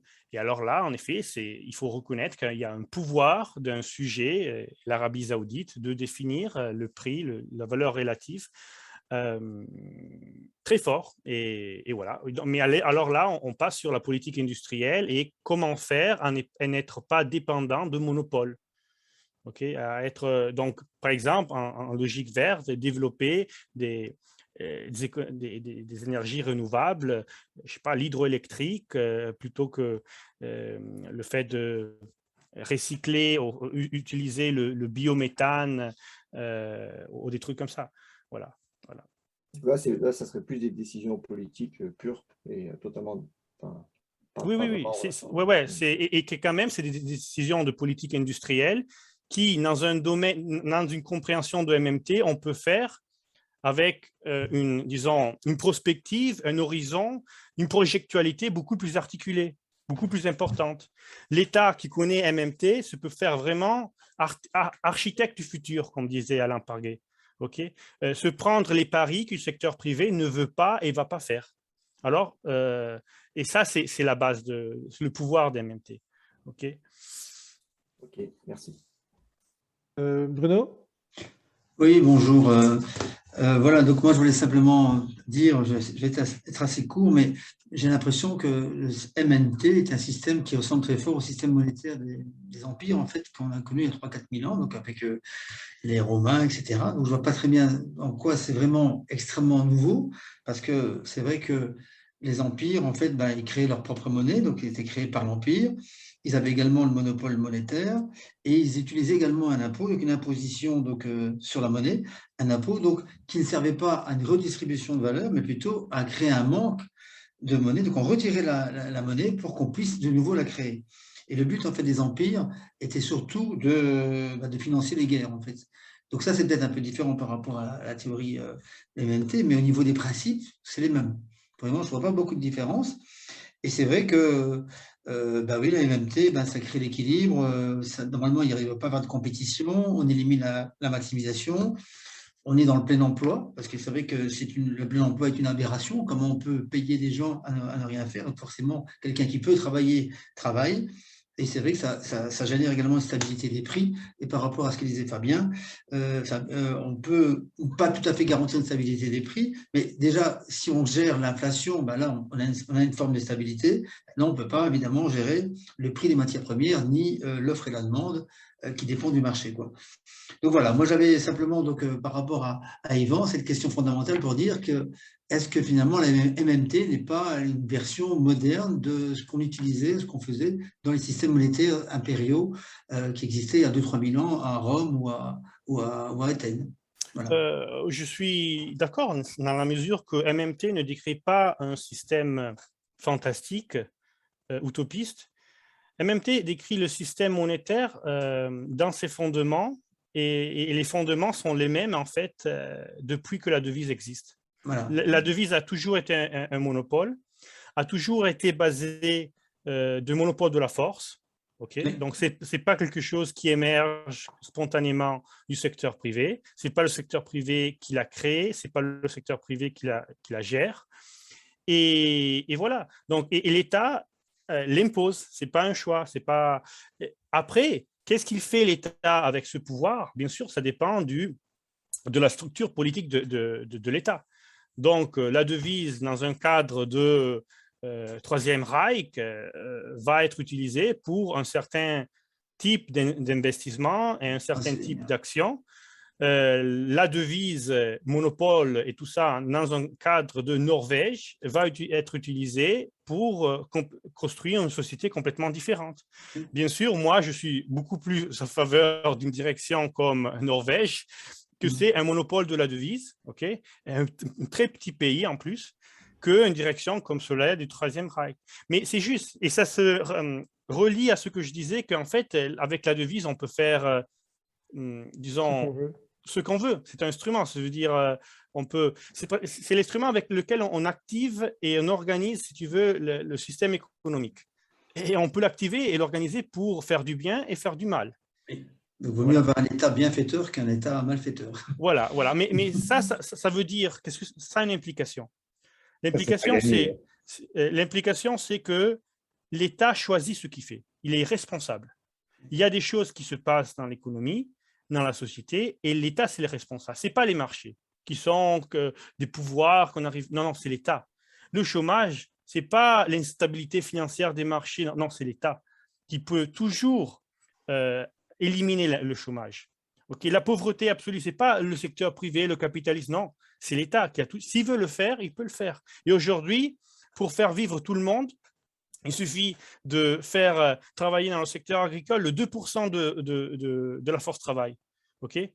Donc, avec le niveau de développement technique qu'on a aujourd'hui, qu'il y a encore des gens qui meurent de faim ou qui sont extrêmement pauvres, même dans les pays riches.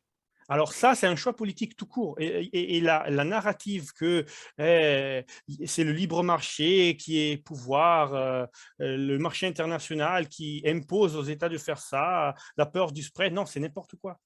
Donc le fait qu'il y avait disons qu'en Grèce, la Croix-Rouge devait porter des médecines parce qu'il n'y avait pas sinon de fournisseurs de médecine en Grèce en 2012, 2013, 2014, ça c'est responsabilité de l'Union européenne.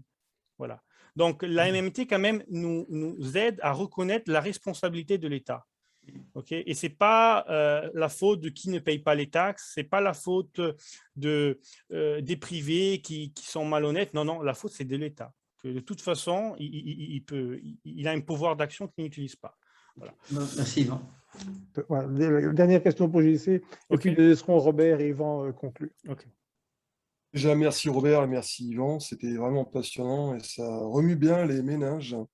Et je crois que j'ai encore beaucoup plus de questions à poser dorénavant. Moi, personnellement, j'envisage l'économie selon deux sphères. Il y a une sphère marchande et une sphère non marchande. Bon, traditionnellement, le néolibéralisme, le système sous lequel nous sommes sous l'égide, n'envisage l'économie que sous une sphère marchande et méprise complètement, je dirais, la logique de l'État. Et l'État n'a pas beaucoup son mot à dire. Tandis qu'ici, c'est un peu le contraire.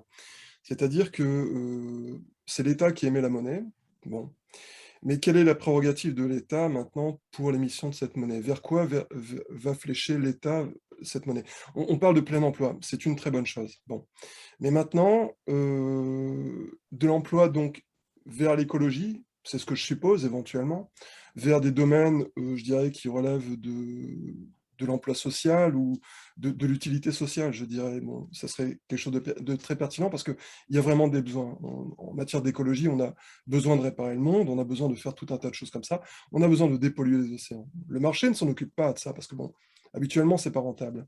Bon, là, soudainement, ça devient finançable. Et donc, on a des gens qui vont créer des emplois dans les domaines de la réparation environnementale, qui vont donc avoir un revenu grâce à la MMT.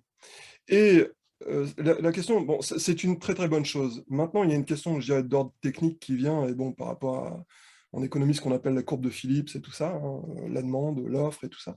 C'est-à-dire qu'on va avoir des gens qui vont avoir un pouvoir d'achat.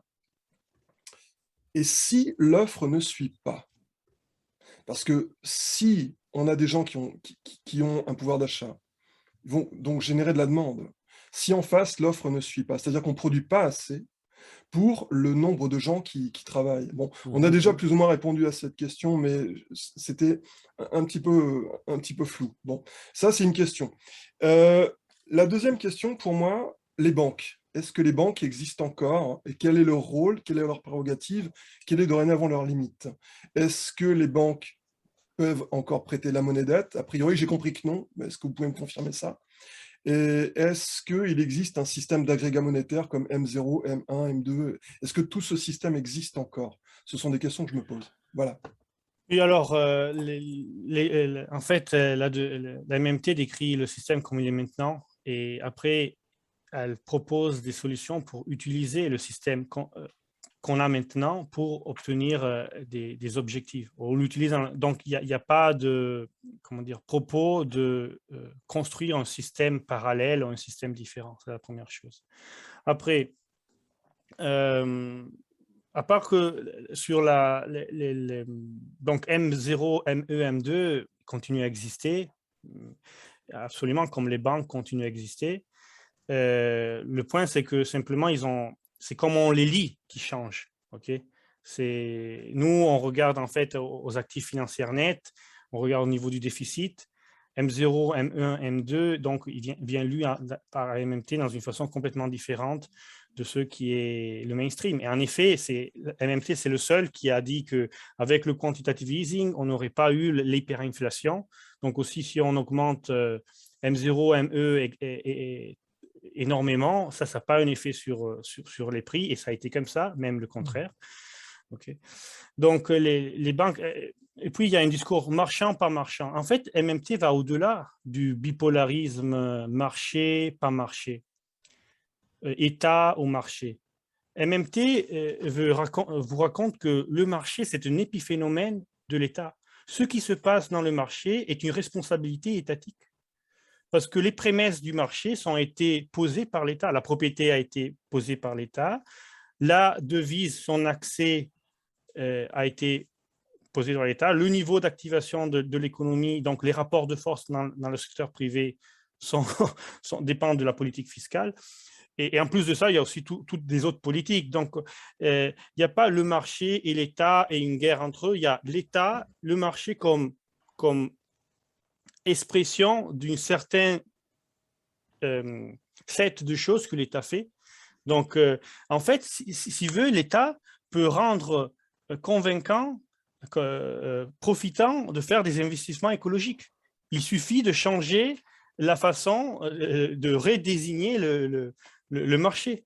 Okay? Donc, si l'État enlève les taxes sur tous les investissements écologiques et met des taxes, par contre, sur donc, il réorganise la taxation sur des investissements qui ne sont pas écologiques, ben ça porte les décisions de marché des privés dans une autre direction. Okay? Donc, en fait, les décisions que le secteur privé et les agents du secteur privé prennent ne sont pas a priori de l'État, sont une conséquence de ce que l'État fait. Et ça, c'est vrai avec la politique fiscale, la taxation, mais c'est aussi vrai avec tout un autre tas de choses. Et je pourrais parler beaucoup de ça, mais ça va aussi au-delà de MMT, c'est-à-dire au Japon. Le Japon a fait des politiques industrielles après la Deuxième Guerre mondiale très importantes.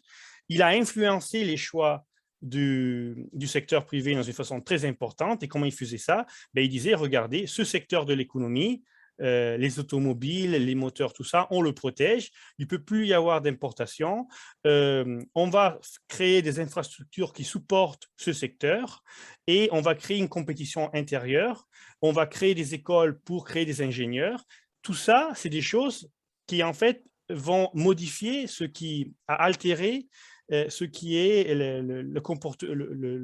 redéfinir ce qui est le secteur, le marché, l'interaction de marché. Donc, il n'y a pas d'interaction de marché a priori de l'État. Ça, c'est vraiment important parce que pour qu'il y ait le marché, il doit nécessairement y avoir la dépense publique et la taxation. Et comme ces deux déjà viennent définis, ça définit le marché. Après, il y a tout un tas d'autres choses qui viennent faire.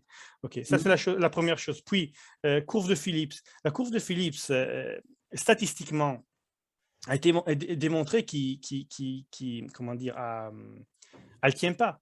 OK? On a, et en effet, on a vu qu'on a eu, pour beaucoup d'années, en fait, le chômage est explosé et les prix, le niveau des prix pratiquement a resté le même. Par contre, s'il y avait la courbe de Phillips, avec l'explosion de chômage qu'il y aurait eu, il y a eu entre 2007 et 2012, on devrait avoir eu une déflation, je veux dire, incroyable. Par contre, et tu as même le contraire. On a pays comme le Japon qui n'ont pratiquement pas de chômage, très très peu de chômage frictionnel. Ils n'ont pas d'hyperinflation, ils ont même de la déflation depuis 20 ans. Et même, ils font des politiques monétaires expansives et quantitatives et tout ça. Donc, en fait, la courbe de Phillips, ce n'est pas quelque chose qui empiriquement est très solide. Et à la base, on est dans des économies que, disons, la base de l'idée, c'est que jusqu'à quand il y a des gens qu'on peut mettre au travail, on peut produire plus, OK? Et ce n'est pas un problème. Et après, il peut y avoir toujours des restrictions réelles à un moment donné, une sécheresse, comme il y a eu il y a quelques ans en Australie, il y a eu des grands feux qui ont diminué la production de tout un tas de production agricole et ça fait augmenter les prix des biens agricoles et ça a porté au printemps arabe.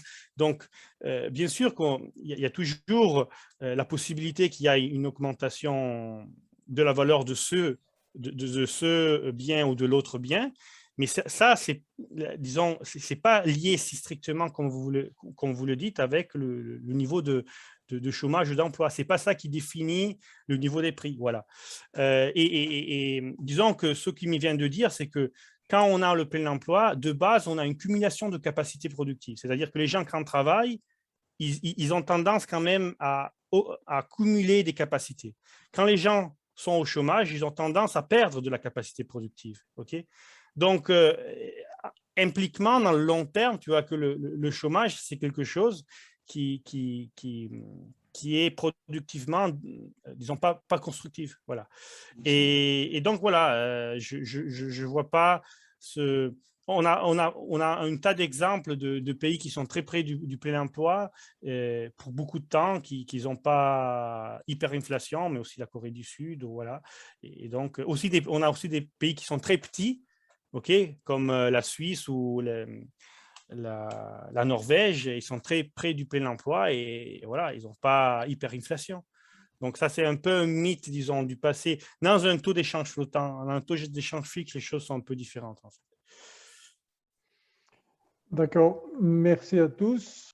Personnellement, je trouve que la conclusion qui vient d'être présentée par Yvan, enfin, je trouve que ce serait pas mal comme conclusion, c'est qu'effectivement, la monnaie est un phénomène politique, d'abord et avant tout, que donc, effectivement, on ait différentes hypothèses de travail entre une monnaie plus à la main de l'État et des monnaies, enfin, je dirais, pour utiliser un vocabulaire MMT, je dirais une devise à la main de l'État et des monnaies à la main du secteur privé, notamment tous les effets de levier qui existent. On n'en a pas beaucoup parlé de ça aujourd'hui, mais je pense que si vous voulez bien, qu'on peut peut-être conclure sur cet aspect-là, c'est de dire simplement, voilà, à ce stade-ci, en tout cas, remercier nos intervenants, en tout cas d'avoir fait nous avoir instruits, nous avoir apporté leur lumière, et de nous avoir permis à chacun d'avancer dans nos réflexions. Et peut-être conclure sur le fait qu'effectivement, nous sommes dans un sujet éminemment politique et avant tout politique, avant d'être un sujet qui soit simplement économique ou financier. Je ne sais pas si Robert ou Yvan veulent encore rajouter quelque chose. Je vous laisserai le dernier mot si vous êtes tous d'accord et qu'on manifeste notre contentement par rapport à leur contribution. Et on vous laisse la parole de conclusion. Alors, je vous remercie. Après, je vais laisser la dernière parole au président Robert. Mais à la base, j'ai été vraiment ravi de participer à cette discussion qui a été très intéressante. Et j'ai l'impression que aussi les questions étaient des questions très curieuses et sincères. Et d'avoir interagi avec des personnes, franchement, intellectuellement honnêtes. Et ça, c'est une chose, en fait, pas si commune et assez spéciale. Et moi, c'est vraiment un plaisir d'avoir passé cette soirée avec vous. Avec Robert, de base, on a tendance à se retrouver tous les dimanches matins. Donc, et s'il y a quelqu'un qui veut peut-être faire des questions encore, on peut s'organiser pour se voir le dimanche matin et discuter, continuer à discuter. S'il y a quelqu'un qui veut travailler avec nous, même des gens qui regardent ce vidéo et veulent collaborer, interagir avec nous, vous pouvez écrire à MMT France. Et donc, aussi vous mettre en contact avec Robert Cuno sur Facebook et les réseaux sociaux. Pour le reste, je laisse la dernière parole à Robert. Moi, je voudrais dire que je suis très, très satisfait de cet échange et je vous remercie encore de cette invitation. Les questions ont été de qualité et je veux dire qu'effectivement, idéalement, il faudrait que cette rencontre ne soit qu'une première et qu'il y en ait beaucoup d'autres par la suite. Moi, il y a une question que je me pose en permanence et qui est sans réponse, c'est pourquoi MMT est autant développé, discuté, débattu dans l'univers anglophone et pratiquement pas dans l'univers francophone, spécialement en France. Et ça, je dois dire, c'est quelque chose qui me laisse perplexe quand on voit ce qui se passe aux États-Unis. Même si je ne me trompe pas, à une université qui est spécialisée sur le sujet. Il y a des gens qui font des thèses de doctorat sur le sujet. Quand on regarde, on a traduit sur notre blog, comme on vous l'a dit, les fondamentaux de MMT qui viennent de l'anglais. Tout est en anglais et la littérature, elle est vraiment énorme. C'est des centaines, c'est des milliers, des centaines de milliers de pages. Donc, franchement, là, il y a quelque chose qui laisse perplexe. Alors, peut-être que, ça, je le souhaite vraiment, que notre échange soit le point de départ, justement, d'un intérêt beaucoup plus important de la part des francophones sur le sujet. Voilà, écoutez, merci beaucoup, toujours bien, et à bientôt, j'espère. Bonne soirée à tous et au revoir, merci. Au revoir. Donc, à mardi prochain pour les éconologistes, où nous aurons une présentation sur un dépositaire de crypto-monnaies. Donc, la semaine prochaine avec Alexandre Krech, qui nous revient de Singapour, où il a travaillé quelques années, et il est maintenant en Suisse. Donc, il n'est pas en Belgique ou en France. Voilà. Merci André. Au revoir. Merci beaucoup, au revoir. Au revoir. Bonsoir à tous et toutes.